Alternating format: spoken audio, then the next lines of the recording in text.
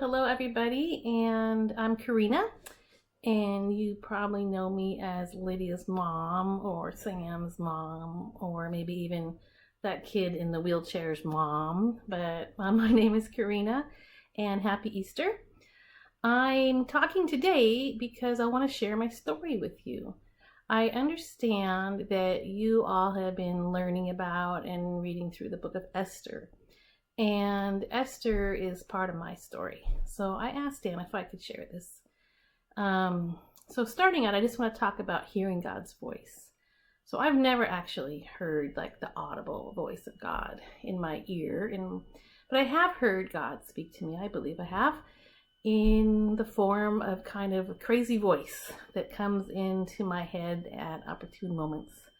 For example, one time I wrote a letter and I spent a lot of time on it, and I hand wrote it and didn't have a copy of it, and I decided that I was going to give it to somebody, but then I felt like God said, throw the letter away.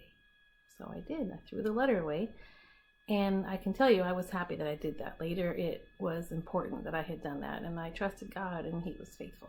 So what I want to talk to you today about is another time that I heard this crazy voice in my head. And this time the voice said, read the book of Esther. Now, this all happened when I was 30, and I'm not 30 anymore. But I'm actually going to take you back even farther to when I was in high school. Because when I was in high school, I also heard God speak to me. But I don't really remember the details and how, when. But I know that in high school is when I just knew that I was going to be a missionary. I wanted to live my life, leave a good part of it as a missionary, and specifically to South America. And so I began talking to people about that and my plan to be a missionary. And I remember somebody told me that if you become a teacher, then you can go anywhere in the world. There's always jobs for teachers. So I thought, great, I'm going to become a teacher. I did that. I went to college.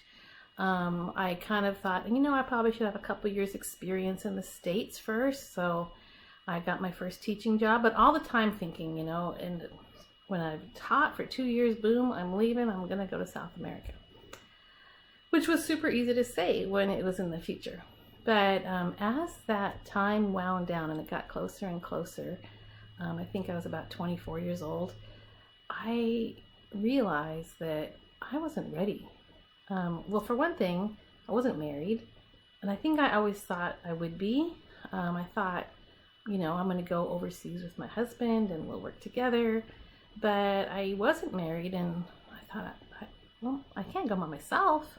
Like, what am I going to do? It's a foreign place I've never been to before.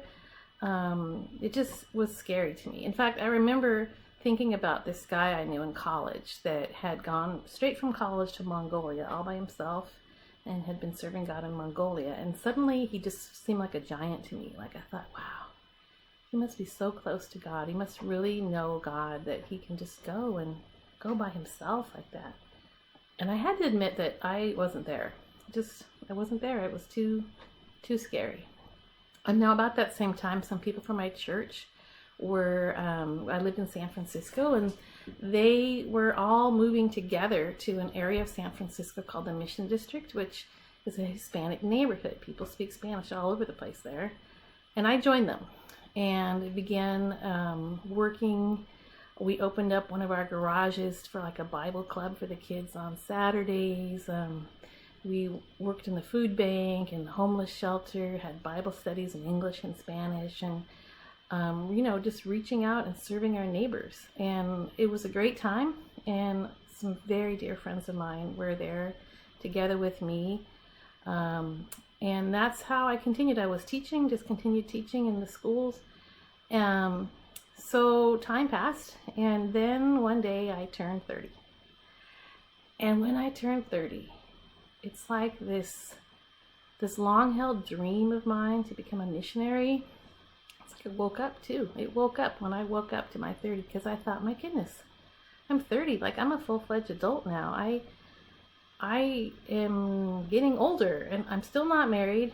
But if I don't go to South America, I'm never gonna go. I'm 30. So I decided I needed to go. In fact, I realized I'd never even been to South America. I'd been to Europe, I'd been to Central America, I'd traveled quite a bit, but I'd never actually been to South America. So I thought, okay, well, this summer I'm going to South America. I'm going to explore. And 3 of my good friends from the Mission District traveled with me. We went to a lot of places. It was, I think, 6 weeks, and we went to 7 countries. I spoke with churches, with schools, with missionaries. We stayed in people's homes, and I was just praying the whole time that God would speak to me and show me, where does He want me to be? And that's a whole nother story, how God spoke to me there, but I can tell you that I felt very called to the country of Paraguay when this trip was over, which was a little strange because it wasn't actually on my list of countries. It was one of the countries I went to, but I only went there because I wanted to visit a missionary who lived in Argentina, but really close to the capital of Paraguay, just over the border. But God just arranged these divine appointments for me when I was there, and so it was those things that God used to speak to me. I was offered a teaching job in a very poor school, and I felt like God said, yes, take this job. So that was the fall. Now the school year in Paraguay starts in February. So, I had some time. I went home, some time to prepare. So that fall I spent a lot of time like selling everything.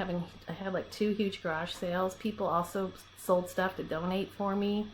I sold my car. I sent out support letters and had fundraising parties. And I had a position as a teacher, but it really didn't pay anything.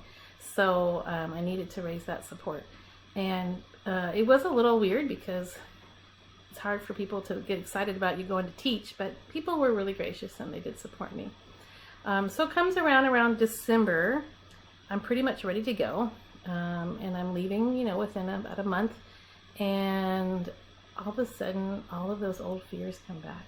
And I think to myself, what am I doing? Why am I doing this? I'm going to a foreign country. I've been there for 2 days at the most in my life. I don't know people there. I don't know their way of life. I will leave behind all these wonderful friends I have. And I really actually liked the life I was living. And I'm not married. I'm still not married. I'm going by myself. And I ended up having just a really honest conversation with God. I had all these mixed emotions. I was excited about going, and I felt like, yeah, I should go. But I was sad. I was sad about leaving and leaving my good friends. And I was angry. I was angry that I was going to go by myself. I never wanted to go by myself. That was never the plan. And I got all of that out to God and just said, why? Why are you making me go by myself? And it was in that kind of mixture of emotions and honesty with God that I heard those words to read the book of Esther. I thought, okay, I guess I'll read Esther. But to be honest, I had never really, I'd read it before and I knew the story, but I'd never really spent a lot of time in it. I kind of thought, I know the book of Esther. It's about this egotistical king that fires his wife, throws a big beauty pageant, and finds a new beautiful wife, who then ends up being used by God to save the Jews. Boom, done. That's kind of how I have summarized it. And I really thought that Esther's main talent, or her main contribution to this story, is her beauty, that she's so beautiful, But, I didn't really relate to her that much, to be honest. But as I began reading Esther, this time I saw a new Esther, someone I had not seen before. So I want to talk to you a little bit about this new Esther. Well, first of all, the thing that jumped out at me, the first thing was that Esther is not like going on this thing, like she didn't sign up for it. She was basically kidnapped, and they came to her door, they knocked on her door, and they took her away. And I started thinking about that here she is. She's young, she's beautiful. She has a wonderful caregiver, her adoptive father that loves her. And like any other Jewish girl, why would she not have dreams? She probably thought, oh, I'm going to get married, I'm going to raise my family. Being beautiful, she probably had more than one interested, guy that was trying to get her attention. Maybe she had her eye on someone. Maybe she had a boyfriend. But when those soldiers came, that was it. They took her away. And they took her to a foreign place. This is, she's Jewish, and now she's going to go to this Persian culture. Did you know she changed her name? Her name actually wasn't Esther. It was Hadassah before, and now she has a Persian name, Esther. And it's going to be different food and different people. She won't see Mordecai. She won't see all her friends and all her interested boyfriends or whatever. It's a whole new life for her that she didn't even want. I just think about, what kind of emotions she was going through. And then, to add to that, if you look at the timeline, I wrote that down here. In the timeline, you can see that this was kind of a long process. It wasn't like, they just lined up all the girls and they did their little talent and then somebody judged them and said, you're the winner and to get a crown. It wasn't like that at all. In fact, the time that King Xerxes threw his party, it says, this is chapter 1, verse 3, in the 3rd year of his reign, he gave a banquet for all his nobles and officials. So that was the 3rd year. And that of course is the party where he fires his queen.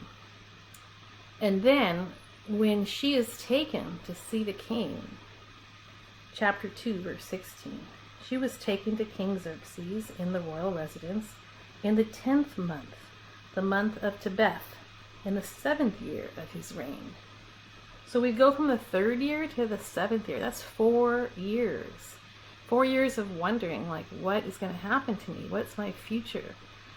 4 years of social isolation. I mean, we think it's bad right now. We just got an extra month added to us. 4 weeks we're complaining about, and we still have our loved ones and our family around. She spent 4 years. So as I begin reading this, I began thinking, what kind of attitude did she have? And I began to see myself in this story. I was going away and she got pulled away and to another country. I was going to another country. And I even changed my name. I used to be Kara, but Kara is very hard to say if you're a Spanish speaker. So I changed it to Carina, and I still use Carina, but I did that at that time in my life. And I was leaving behind my friends and my loved ones just like she did. And so I began to really relate to Esther. And I began to wonder, did she have a temper tantrum like I did? Did she stamp her feet? Did she rage at God? The author doesn't write about that. Maybe the author didn't know. Maybe she's a saint. I don't know. But when I look at her, I do see her actions. I see she's obedient. That's the thing that really drew my attention in this moment, is that she obeys. And it wasn't just that she obeyed the soldiers, because I don't think she had a whole lot of choice there. But I began looking at other verses. Like it says that her adoptive father, Mordecai, says to her not to say that she is Jewish. And you might remember that at this point, he doesn't have direct contact with her. In fact, they have to talk through messengers. And so she could choose to obey him or not. There's absolutely nothing he could do, but she obeys him. And here's the scripture. It says, Esther had not revealed her nationality and family background because Mordecai had forbidden her to do so. Chapter 2, verse 10. So she chose to obey him. Why did she do that? I think it's because that she knew he wanted what was best for her. He's looking out for her. He knows what's right, and he's wise, and he wants good things for her. Then later on, you see her relationship with Haggai. Haggai is kind of her new caregiver. He's in charge of all of the girls in the harem. And he also gives her some advice, which she obeys. This is in chapter 2, verse 15, when she's heading in to see the king, and the girls are allowed to take whatever they want, ask for whatever they want. They can choose a beautiful dress, jewelry, whatever they want, they can choose for this moment to meet the king. And it says that she asked for nothing other than what Haggai, the king's eunuch who was in charge of the harem, suggested. So again, she obeys, and she must have thought Haggai is wise. Haggai knows what's good, and I can trust Haggai. It really made me think about that. Obedience requires trust, that, we are willing to do what people ask us to do if we trust them, and when we know that they're looking out for us and they care about us. If somebody comes up to you and says, hey, let's go up that cliff and you can jump off and we'll see how you survive. You're going to say, I don't think that person is really caring about me right now, and I don't think I'm going to do that. So I was faced with this question. Do I trust God? He's asking me to go to Paraguay. Do I trust him? Do I trust him enough to obey him? Even though it doesn't look like what I thought it was going to look like. Even though I'm not married. Even though I'm going to go alone. Do I trust him? Is he good? So continuing in the story, we have chapter 2 is when Esther becomes queen. And then in chapter 3, as you know, we meet the evil Haman. He's the one that hates the Jews. And he has somehow risen to power and has the power to destroy the Jews. And that is his plan. He has the king's approval. And so then we come to chapter 4, in which Mordecai finds a way to communicate with Esther and asks Esther to intervene and to talk with the king. And this is kind of the verse that people think of when they, when you hear about, oh, we preached on the book of Esther. Oh, I know the verse. And it's sort of a very famous verse that goes like this. Who knows but that you have come to your royal position for such a time as this? You know what? Did you know that that is not the whole verse? That's only half the verse. That's the second half of the verse. If you read the whole verse, there's actually a very good part to it that just jumped off the page to me when I read it. Verse Esther 4:14, for if you remain silent at this time, relief and deliverance for the Jews will arise from another place, but you and your father's family will perish. And who knows but that you have come to your royal position for such a time as this. Now listen again to that first part. If you remain silent at this time, relief and deliverance for the Jews will arise from another place. Mordecai knew. He knew that God would take care of the Jews. He knew that God had a plan, that he was able, that he was going to rescue them. It didn't really depend on Esther. She was there, yes, but she wasn't required. She wasn't indispensable. She was being invited. She was being invited into this moment in history. She was being invited to participate.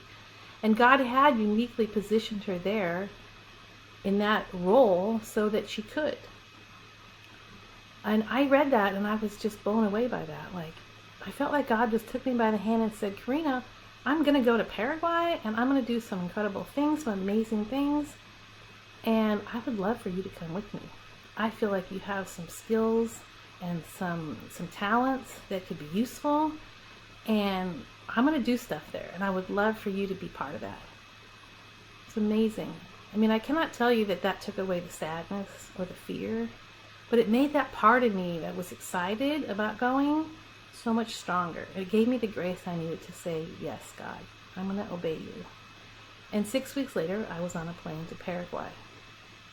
So I got to Paraguay, and as you know, I went there to teach. But I met some people on my second day in Paraguay who invited me to join a church planting team. It was a group of Chileans that all came over from the nation of Chile. There were 6 of them, and they were planting a church.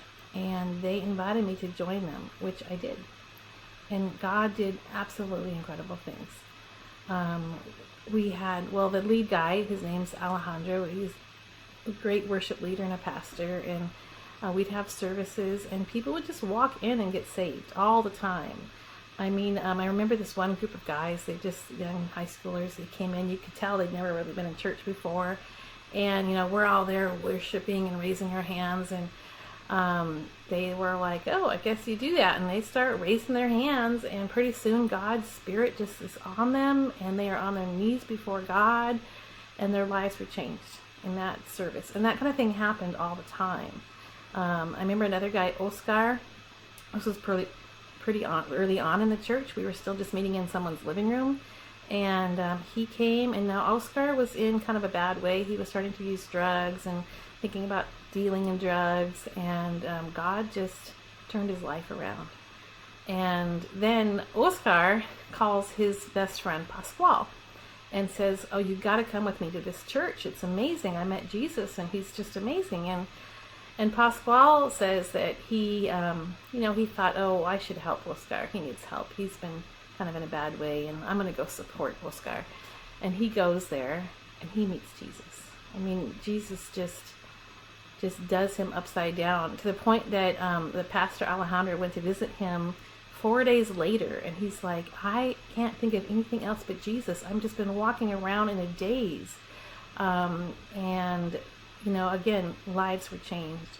The church just grew and grew, and to the point that my teaching job kind of became secondary, and my church commitments became primary, and I left my teaching job, and I just committed myself to this church, and I became sort of the teacher of the church, and I did Bible classes, and I did new believers classes and discipleship classes, and also I am quite administrative, and that was an important gift at that time. We needed someone to find a location to meet. We needed someone to look for chairs and buy them.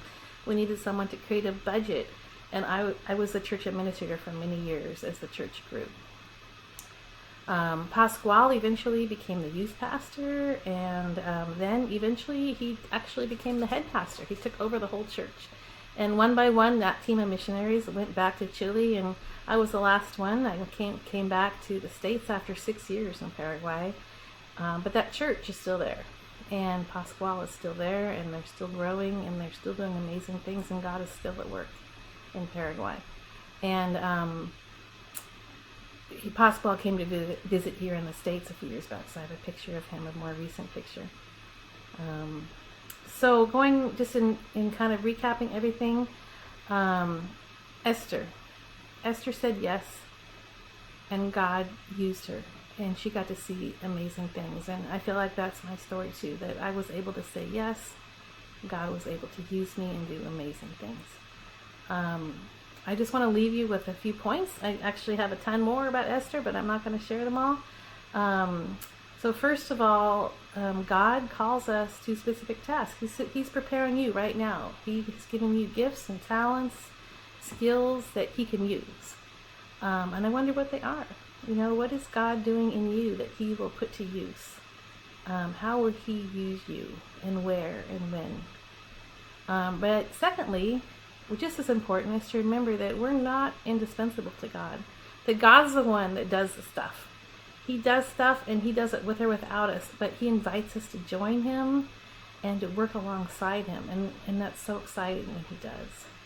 And then finally, the main thing is to be used by God. You need to trust him and obey him. You need to have that kind of relationship that you can say, yeah, he's good. He's going to give me good advice, and trust him enough to say yes. There will be a time when you'll be challenged, when you'll feel like God's telling you to do something that you're like, why is he telling me to do this?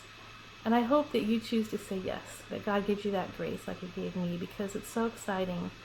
I just felt like I got to be on the front lines of seeing God at work, and I hope you do too. I've known so many of you since you were little, and I'm excited to see where God takes you in your lives and how he's going to use you. And don't be surprised if it's scary. A few years back, there was this little saying that people were coming up with these little 6-word sayings, kind of like your autobiography in 6 words. And I thought about, what is my 6 words? What are my 6 words that define my life? And I came up with this. All my best decisions were terrifying. And that is true. Like, the things that I've done that have been the best have been so scary, but so good. And God's given me the grace to say yes to them. And I hope you will say yes also. Thank you for listening. Happy Easter, everybody.